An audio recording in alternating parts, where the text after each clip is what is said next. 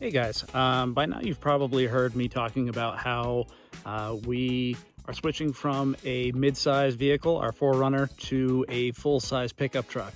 I wanted to introduce the truck to you guys and talk a little bit about why we made that change and some of the things that we've done to the truck so far to make everything possible.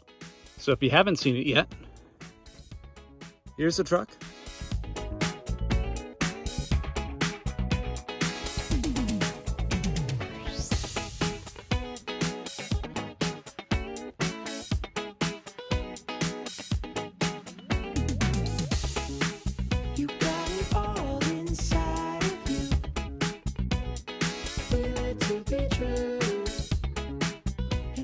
This is a Toyota Tundra.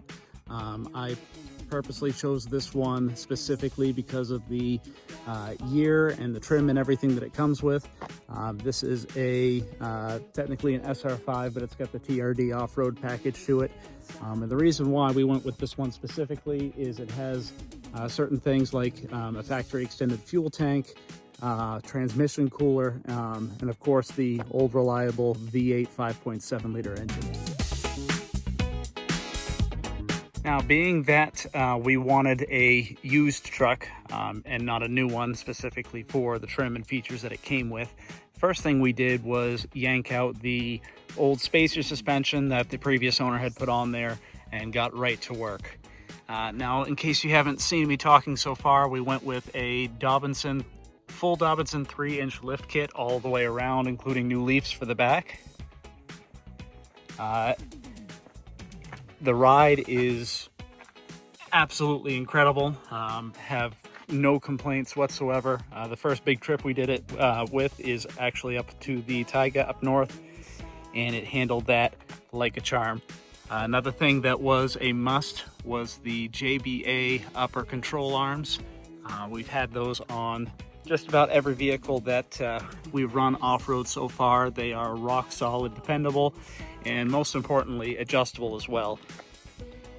Anytime you lift a vehicle like this, it's very important to be able to get the alignment right, and the JBA upper control arms allow you to do just that. Without it, you run issues like tires rubbing, doesn't quite steer just right, or it feels just weird going down the road. The JBAs fix all of that, and they use a pretty universal upper ball joint that is fully serviceable and can be taken out with simple tools on the trail. So if there is ever an issue, it's very quickly and easily replaceable. Another thing that had to go was the factory tires. They were just street tires, for lack of a better term, but we put the Falcon Wild Peak RT01s on there. These are sitting at about 35 inches in height. They were chosen specifically because of, well, I ran them on my last vehicle, the 4Runner, and absolutely love the way they perform in all seasons. So I had to get another set for the Tundra. Another thing we had to do was the Dobinson snorkel kit.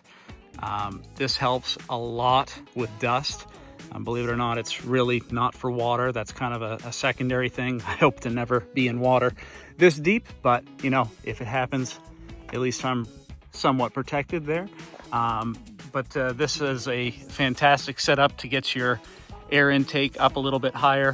Helps with dust. We are going to be putting a snorkel upgrade pre-filter on top here, which is going to keep the engine intake air very clean. For a while now, we've been running these Midland bull bar bumpers, and this one is no exception. Exceptional range, clarity, and just punches through everything, which is very important on the trips that we do. The front bull bar and bumper, that came with the truck. It is going to be coming off, believe it or not. I do have some other plans happening hopefully soon, and can't wait to share details about that as well. For now, it looks kind of cool, but I think we can do better. Coming around to the other side of the truck here, you'll see we have a WeBoost Overland Edition antenna on the back. I've been using their product for quite some time now and cannot be more pleased with them. I know people tend to say that you know, they only work if you have signal, and I find that they're Very much cell phone and carrier dependent, depending on how good they work. But if you hit that right combo, the thing works like magic. And there's some also really cool things with satellite boosting that they're going to be doing soon that I've been testing out with them, and yeah, definitely love it. Of course, the big feature that you can see on this side is the Top Oak 270 awning. Been through quite a few awnings over the years, and these guys definitely make a fantastically valued awning. It is freestanding. It does come with legs, but I have found that even in wind, I don't really have to deploy them the way that it's set up. The arms and everything are anchored down good, so there's no flex, no play. It just works. There are legs if you do need them. You'll notice that all of the arms are backlit as well, which is really cool to be able to set up at camp and have light. Underneath of it, I have a Yakima road shower that has another 7 gallons of water on board, mounted to the side of the bed rack here. This is great just to carry extra water for, you know, anything from doing dishes to taking a shower, to even keeping the dog hydrated. Continuing the walk around, you'll notice I've got a Diode Dynamics pod light facing rear in amber. That is for a chase light. If you've done any events with us, you know how bad the dust can get. And so visibility for the rear is not only essential, but it is absolutely necessary from a safety perspective as well, for the person following you to be able to see exactly where your vehicle is in dust or inclement weather.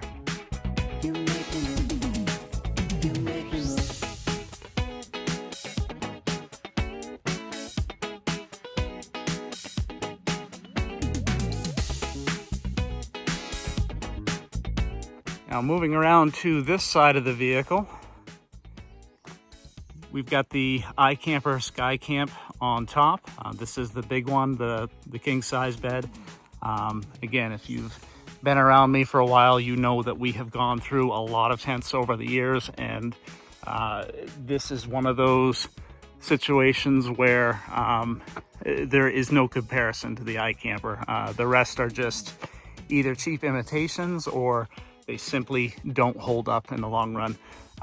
This has been thoroughly tested, not only by myself, but by others within our organization. They stand the test of time, they're comfortable, they're weatherproof, they don't break down on you. It's absolutely a fantastic tent. I cannot recommend it enough.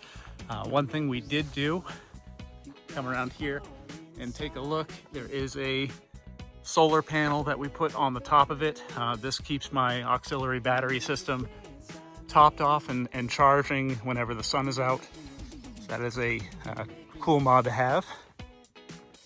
Underneath of it, we've got a Top Oak, call it a privy room, call it a shower awning, and it's a fantastic product. Again, I've gone through a bunch of these over the years, and they tend to either be really cheaply made at a very expensive price, or they don't zip back up into the bag, or any number of problems. But this one is very well built. It comes with a roof, comes with a full square tube construction, so it's very rugged. The wind doesn't seem to bother it too much at all, and it's just a great product. And compared to a lot of the others, it's very roomy as well, which I love. Now, one thing you'll notice, I was debating for a long time where to have this mounted on the truck. And of course, on the back didn't really work because it blocked the tailgate. And underneath here, it works, but you'll see I've got the ladder to the tent on the ground. And that is mounted right where the ladder goes. So, had an idea, called up Jamin over at Kingdom Camping and had him ship out one of the 90-degree swing arms that he makes for his trailers. And that makes this whole room swing right out of the way of the tent and over to the back. And I love that concept. I love that it does that. It is very, very strong. You know, there's not much wiggle to it at all. Very ruggedly built, and it's a pretty simple, pretty unique construction. And everything is just able to swing right out of the way. And with that out of the way, I can mount the ladder back up. Here's everything set up as it should be with the ladder privacy tent swung out of the way. And of course it fits right underneath the awning in the rear as well, and still has full access to the tailgate. Speaking of the tailgate, I don't have too much under here to show you guys yet, but of course we're running the Iceco refrigerator, and big thing under here so far is going to be the Velit power station and charging system. Right now, the way this is set up and wired up, it's running more like a second battery than a power station. It's taking solar off the roof, it's taking power directly off the alternator when the truck is running. And the cool part about this power station is not only the size of it, not physically, but I mean, you can see it's actually not that big at all. But this is a 4,000 watt hour power station, and I can charge it up to 450 watts dual, so 900 watts total off the alternator. And it is a smart charging system. In other words, if the alternator is under load from other items that I've got running, it'll dial back the amount of juice that it's pulling so it doesn't overwork the alternator or the electrical system on the truck. So these are absolutely fantastic. I've been testing these for about a year now. Even in the wintertime, these are self-heated units as well, so you don't have to worry about using them, discharging them, or charging them up when it is sub-freezing, because this takes care of everything. So yeah, I've got charging cords coming in from the alternator. I've got another solar cord coming in from the back refrigerator. I've got another 12 volt output here, USB and USB-C here, which is cool because I run the awning lights off of it. I do have, let's see, as far as on the 12 volt side, I do have another 120 amp 12 volt output via an Anderson plug on the back of this.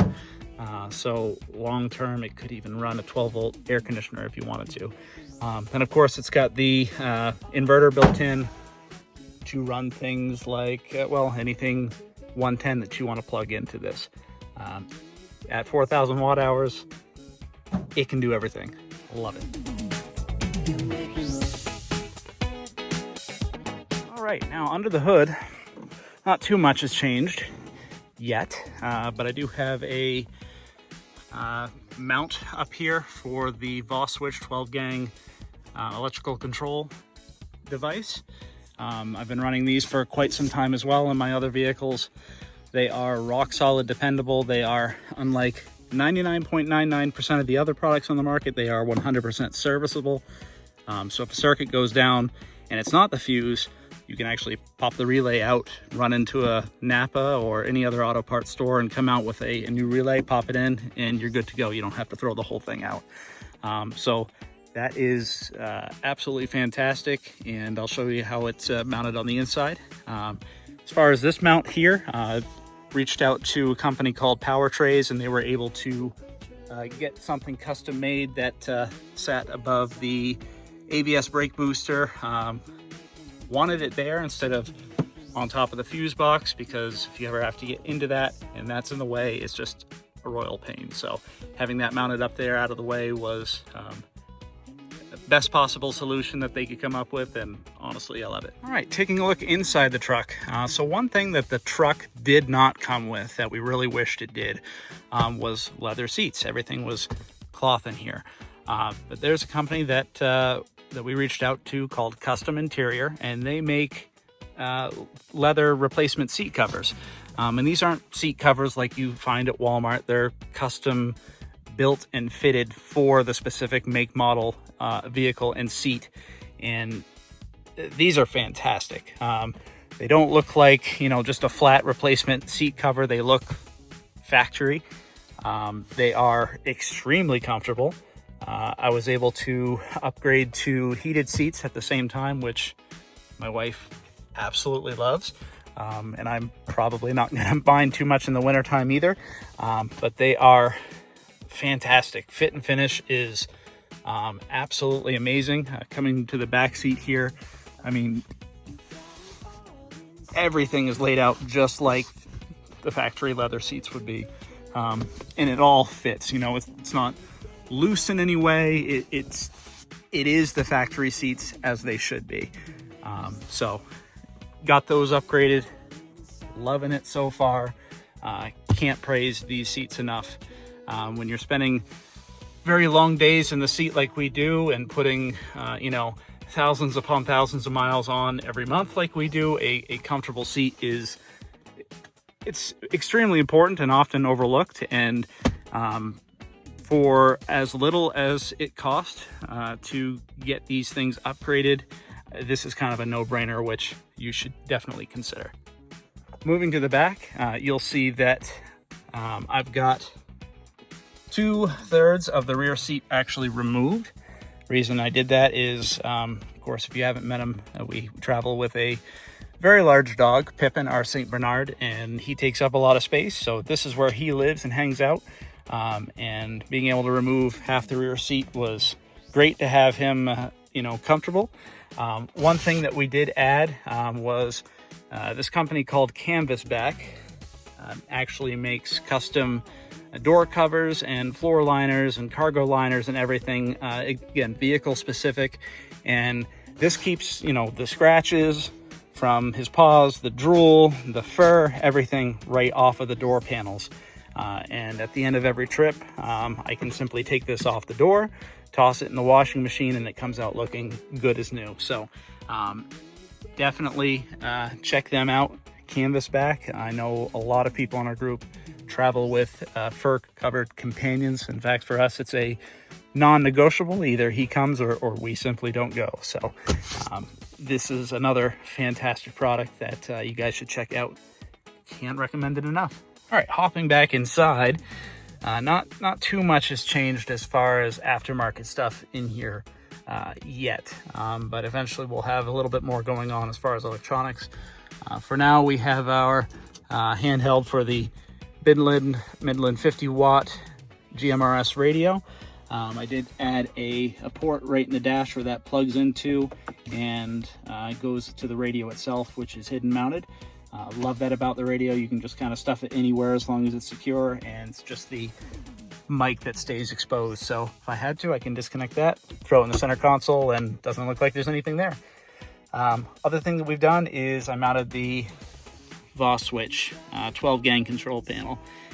As you can see, I don't have too much going on there yet, but I've got a lot of room to grow. We're going to add some lights up top here. Eventually switches for the air compressor that's going to be built in underneath the hood, and we'll see where things grow from there.